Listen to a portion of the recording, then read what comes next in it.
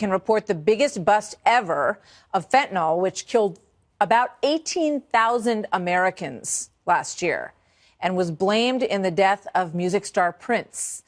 A produce truck came across the border from Mexico, and on the second round, in a secret compartment, they found this: 254 pounds of deadly synthetic opioid, street value $3.5 million, estimated to be enough to kill 57 million people, because it takes that tiny an amount in some cases for some people to be killed by this substance. So the truck, as I said, was undergoing a secondary scan. Dogs picked up the scent. The rear floor of this tractor trailer, as it came through one of these ports of entry, was ripped up. They found more drugs on the Mexican driver in the forms of bags of pills. So joining me now on that and other big news tonight in the prescription drug arena, Health and Human Services Secretary Alex Azar. Secretary Azar, thank you very much for being here tonight. This is precisely the kind of thing that the president talks about when you look at the drug trade that does come across at these ports of entry.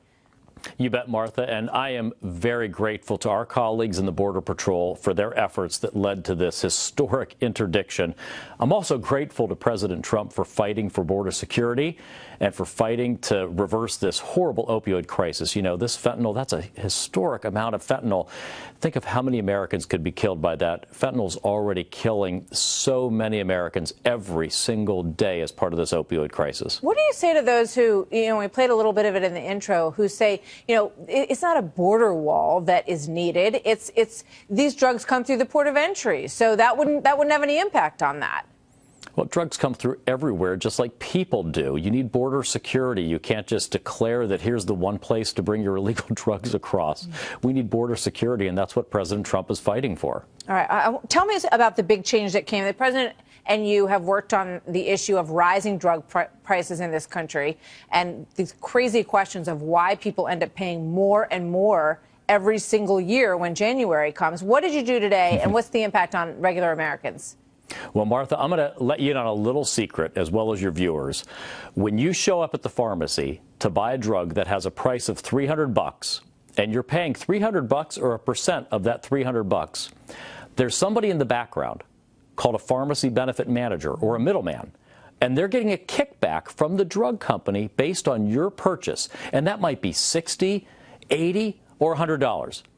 And what President Trump is proposing tonight is that you, the patient, should get that discount when you buy the drug at the pharmacy. So you save that money, not the middlemen. How's he going to achieve that? I mean, won't they just find another way to move that money around so that they're still benefiting from it?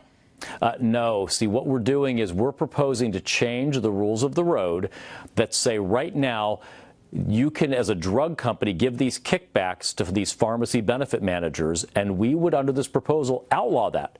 And instead, you would have to provide those discounts to the patient when the patient shows up at the pharmacy. So you, the patient, get these savings.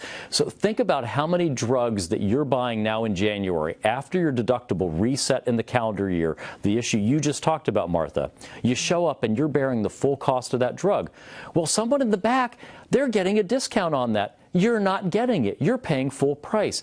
Next year, January 1st, under this proposal, you would get that discount. You wouldn't pay as much out of pocket when you walk in the pharmacy. And you know, the proof of that may be in the fact that CVS and Cigna shares both tumbled on the news of this because they benefit from these pharmacy management programs. Just a quick question before I let you go. Kamala Harris wants to do away with all the insurance companies. Would that have any impact on this?